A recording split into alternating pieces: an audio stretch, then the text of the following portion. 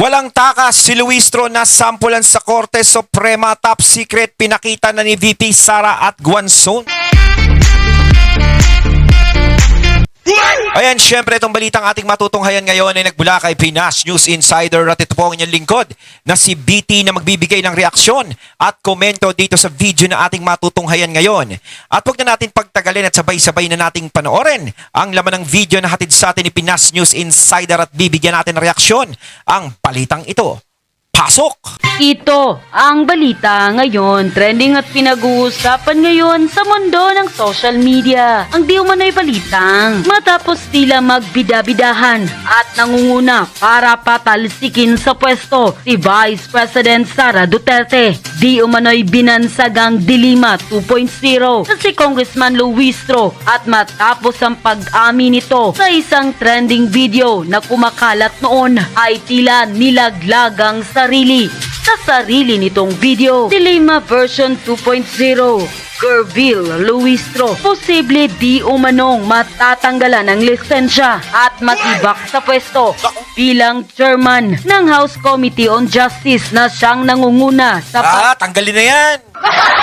patalsik laban kay Vice President Sara Duterte at Attorney Rowena Guanzon. May malaking pasabog na tiyak siyang gigimbal sa Gerville Luistro at sa Kongreso. Pero bago ang lahat, kung bago ka pa lamang sa aming channel, please huwag kalimutang mag-like, subscribe at i-click ang notification bell para mas maging updated ka palalo sa lahat pa ng bagong video na i-upload namin. At eto na nga mga kababayan, tila tunay talaga na ang kasabihan na digital na talaga ang karma at ang karma ay hahagupit na rin. Ito ang naging katwiran ng marami sa ating mga kababayan nang umalingasaw muli ang di umano'y pinaniniwalaang baho ng kongresista na si Attorney Gerville Luistro na kumakalat sa social media. Ang di umano'y trending video nito kung saan hindi makapaniwala ang marami sa ating mga kababayan na proud pa raw ang nasabing kongresista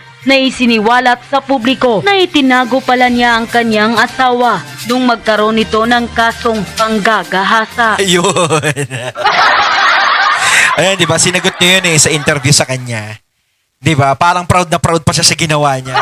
Siyempre bilang abogado, alam mong mali yung ginawa mo at hindi mo dapat ginawa yun.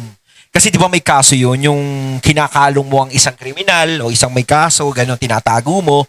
Bawal talaga yun. Dapat bilang abogado, alam mo ang batas, dapat ikaw na mismo ang nagsuko sa kanya. Di ba? Hindi mo dapat siya tinago eh. Oh. Kaya lang hirap eh, kapag merong kang puwing sa mata mo, mas iniintindi mo pa yung puwing ng iba. Pero yung puwing sa mata mo, hindi mo kinukuskus, nagiging muta na. Tila anong klase raw na abogada si Luistro at tila ito pa ang isa sa kanyang pinagmamalaki sa social media. Tila malinaw raw itong obstruction of justice. Yun, obstruction of justice. At dapat di umano daw makasuhan itong nasabing abogada na si Luistro. Tama, obstruction of justice. Alam mo yan, Luistro, na bawal magtago ng ganun. Patraw umano itong matanggal ng lisensya dahil sa kinahaharap nitong kontrobersyal na issue. Nakakahiya yun, abogado ka pa naman. Ayon pa sa kumpirmadong balita online, Guanzon, hinamon ng Integrated Bar of the Philippines na imbestigahan si Kong Gerville Luistro sa kanyang bagong programa sa SMNI. Kasama si Miss Cathy Binag, hinamon ni dating COMELEC at COA Commissioner na si Attorney Rowena Guanzon ang Integrated Bar of the Philippines, IBP, na magsagawa ng imbestigasyon laban kay Batangas Representative Gerville Luistro kaugnay ng kontrobersiyang kinasasangkutan ni Luistro matapos umanong aminin nito na itinago niya ang kanyang asawa na nahaharap sa kasong sa naturang programa. Diretsahang kwinestyon ni Guanzon kung bakit wala pang aksyon ang IBP sa naturang usapin. Ayon kay Guanzon, bakit naman ang IBP? It's a challenge for you. Hindi ba pwedeng IBP moto proprio? Imbestigahan ninyo na yan. Kasi admission na sinabi niya na itinago niya yung asawa niya. Dagdag pa niya. And that's non-bailable offense. Nabanggit din ni Guanzon ang umano'y usapin ng legal fees na may kaugnay sa kasong hinawakan ng law office si Attorney Manasseh Carpio, asawa ni VP Sara Duterte. Aniya, Kay Manasseh Carpio, may utang siya doon sa rape case ng asawa niya. Ayaw talagang magbayad, kaya ganon. Bakit na? Yan ang hirap no? Talagang pakapalan na lang talaga ng mukha yung nangyayari. Yung tipong may utang ka, hindi mo pa binabayaran, pero kala mo kung sino ka na makapanghusga kay Sara Duterte. Okay lang sana kung 10 mil, o 50 mil, 30 mil ang utang mo. Ang problema ata, milyon ata yun. Tapos ginaganyan mo lang si Sara Duterte, di wow, ang tindi mo. Di ba dapat mahiya ka? Di ba? Dapat mahiya ka dun sa ginagawa mo. Pero hindi. Parang ang ginagawa mo may mukha ka pang naihaharap sa kabila ng ginawa mo. Diyos ko naman. Naman ang IBP, it's a challenge for you. Ikinumpara rin ni Guanzon ang sitwasyon sa ibang kaso upang ipakita ang kanyang punto tungkol sa pagpapatupad ng batas. Bakit si Revilla na nagde-deny siya na ginawa niya yan, flood control corruption, pero nag-surrender siya? O diba? Bakit si Ruben Padilla ilang taon sa kulungan? Bakit yung asawa ni Luistro kakaiba? Ayaw talaga kahit na yun ang batas na kulong na muna bago ka mag-motion for bail. Ang mga pahayag ni Guanzon ay lumabas sa gitna ng umiinit na diskurso sa politika at batas, lalo na... Para nagiging unfair no? Protektado Lahat tayong magagawa, nasa kanila ngayon ng timon Di ba? Gaya na sinabi ni Atty. Guanzon, si Bong Revilla, Senator Robin. Di ba? Pero ito wala Kampi nila yan Kaya nagagawa nila yung gusto nila at Kaya they can bend the law. Representative Luistro, ang kasalukuyang chairperson ng House Committee on Justice na humahawak sa mga pagdinig sa ugnay ng impeachment complaints laban kay Vice President Sara Duterte. Samantala, hindi rin napigilan ng marami sa ating mga kababayan na tila dismayado at magbigay ng kanilang komento na tila posibleng madisbar daw ang naturang abogada at matanggalan ng lisensya o di kaya'y masibak di umano bilang chairman ng House Committee on Justice na siyang nangunguna sa pagpapatalsik laban kay Vice President Sara Duterte dahil di umano sa kanyang tila harap-harapang pag-amin at panggigisa sa sarili nitong mantika ayon pa sa kanilang public post sa mundo ng social media. Tinago ko siya. It's a clear and express admission of committing a crime of obstruction of justice. She cannot hide under Article 20 of the revised Penal Code if that is her plan because PD 1829 is a special law. Explicit admission, ginawa niya yan even if sabihin niyang pang nag-grant yung demorer niya and na-dismiss yung case ng husband niya. Di ba pwedeng makulong pag ganyan? That's harboring a fugitive and that's a criminal offense. Pwede ba yan madisbar? Lalo na't lawyer siya. Nakakatuwa naman. Nakakahiya yan bilang lawyer. Dapat naman talaga madisbar yung ganyan. Mantakin mo, di ba? Lawyer ka tapos ganyan, nagtatago ka ng isang kriminal. Kasi krimen na yun di ba? O sabihin, wag nyo naman husgahan dahil hindi pa napapatunayan. Kayo nga, hinuhusgahan nyo si BP Sara, hindi pa napapatunayan Malaki niya yung ginawa niya na pagtatago ng akusado. Hindi ba't nasa batas yan na kung ikaw ay nagtatago ng taong wanted sa batas ay may kaso ka ring kakaharapin? Bakit hindi kasuhan yan at alisan ng lisensya? Dahil sa batas nakalagay na walang sino man ang pwedeng umangat pa sa batas kahit kapatid, asawa at magulang mo pa yan. Sa panahon ngayon, sila na ang bumabastos sa batas. Malinaw yan. Dapat sa'yo maalisan ng lisensya bilang abogada. Isa ka sa mga naging kasangkapan sa pag-violate ng batas. Proud ka pa sa pagsabi ng kagagahan mong ginawa. Dapat mawalan ka ng lisensya. Dapat itong maimbestigahan dahil may ginawa itong kabalbalan. Ito inamin niya ito sa publiko na siya mismo ang nagtago ng kanyang asawa na may warrant arrest at pinagmamalaki niya dahil abogada daw siya. Di ba siya pwedeng makasuhan ng obstruction of justice? Di ba pwede rin itong makasuhan ng disbarment and quote? Magandang araw mga kaibigan. Ayun, syempre bago natin simulan ang video ito, nais ko nga pala magbigay ng credits dito sa boses at video na matutunghayan natin ngayon at bibigyan ng reaksyon. Walang iba kundi si General Macanas. Siyempre, huwag niyong kalimutang suportahan ang channel ni General Macanas, mga katunay. Pakibisita po yan at huwag niyong kalimutang mag-subscribe at mag-follow para maging updated po kayo sa mga vlogs, reactions at sa mga balita na hinahatid sa atin ni General Macanas. Ayan po yung The General's Viewpoint. Ipagpatuloy natin. Bigyan natin ng reaction opinion itong post ni Mr. J. Sonsa. Ito, sabi lang niya, Representative Girbil Luistro, ikaw ba ito? Nagtatanong lang naman.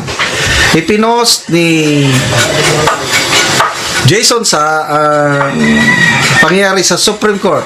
Nakalagay dito, lawyer suspended for 3 years after advising client to hide from arrest. So, it's a common knowledge at inamin nga ni Congresswoman Luistro na inadvisean niya yung husband niya na, hindi lang inadvisean, parang itinago niya yung husband niya para hindi maaresto kasi may warrant of arrest over an alleged rape. Ba, nag-advise pa siya. Di ba? Grabe. Oh, yan ang example na they can bend the law. Yung sinasabi ni BP Sara, usong-uso talaga ngayon yung bend the law. Di ba? Alam ni Luistro kung ano ang tama't mali. Alam niya. Pero hindi niya yun ginagamit. Ginagamit niya yung mali.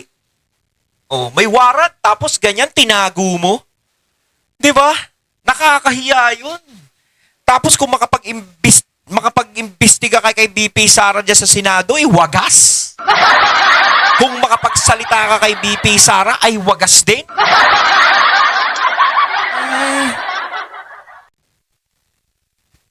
Sinasagot naman ito ni Congresswoman Luistro na inamin niya, ginawa talaga niya yun. Kasi nga, yung allegation daw ng rape is gawa-gawa lang.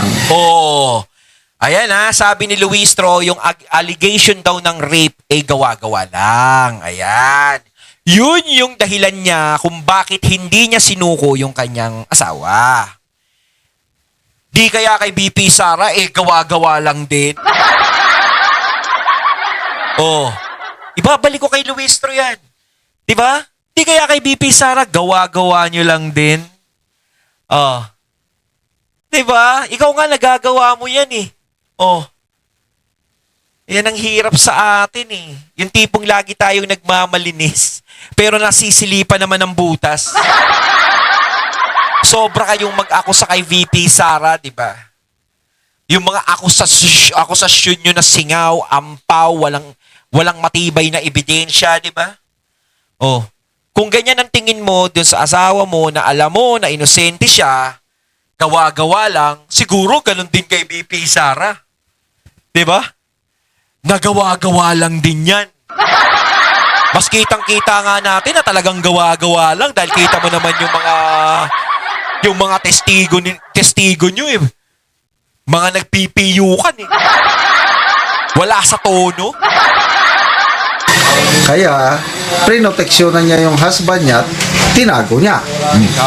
So, ang tanong... So, ibig sabihin pala, halimbawa, pag si BP Sara ay ganyan eh, pwede palang itago si BP Sara. O tapos yung magtatago, pwede ding ikatwiran niya na, hindi pa naman napapatunayan eh. Tsaka puro kasinungalingan lang yung aligasyon kay Sara Duterte. Kaya tinago ko. O, di ba? Kasi nagawa ni Luistro eh. is itong lawyer na nasuspended for 3 years dahil inadvise niya yung kliyente niya na magtago para hindi maresto. Si Congressman Luistro ba ito? Sinearch ko ngayon sa Google or sa AI. Mabuti nga at meron tayong Google AI. Tinanong ko lang, is it true that the Supreme Court suspended a lawyer for advising his or her client to hide from arrest?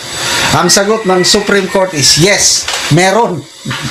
But hindi po si Congresswoman Luistro.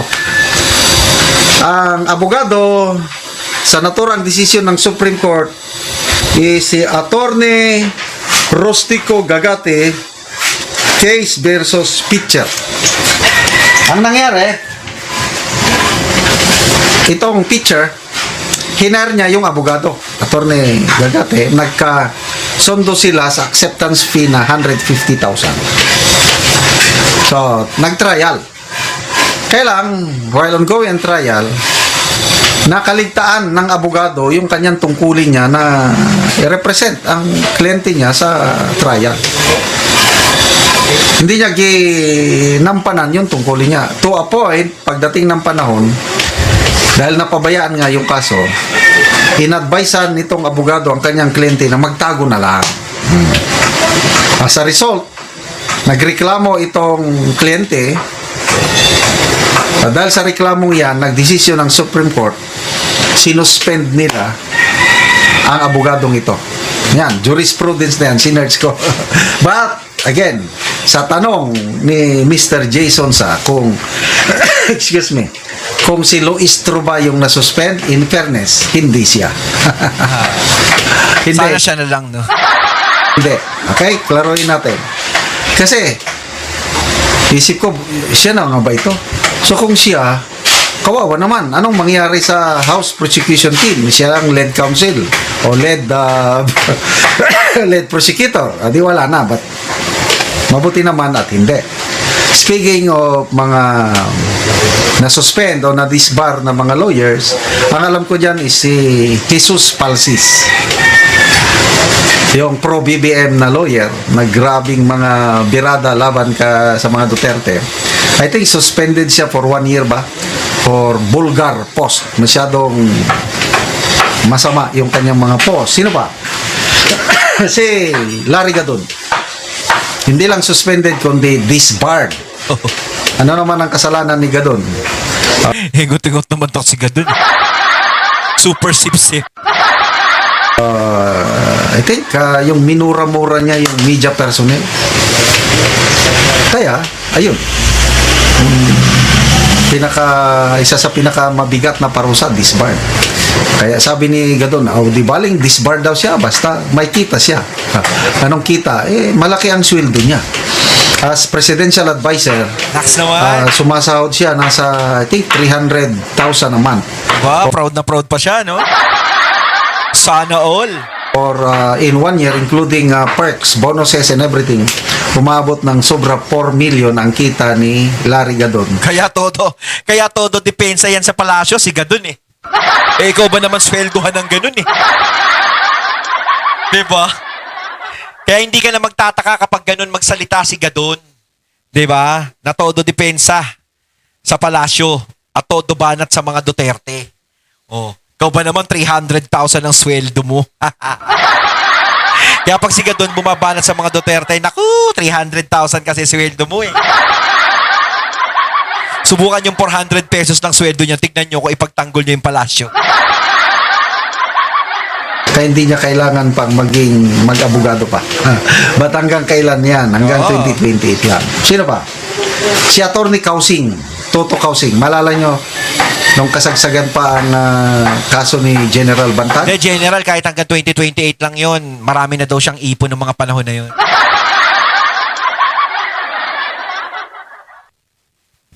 Ayan, si Kausing ang spokesperson sa kabila.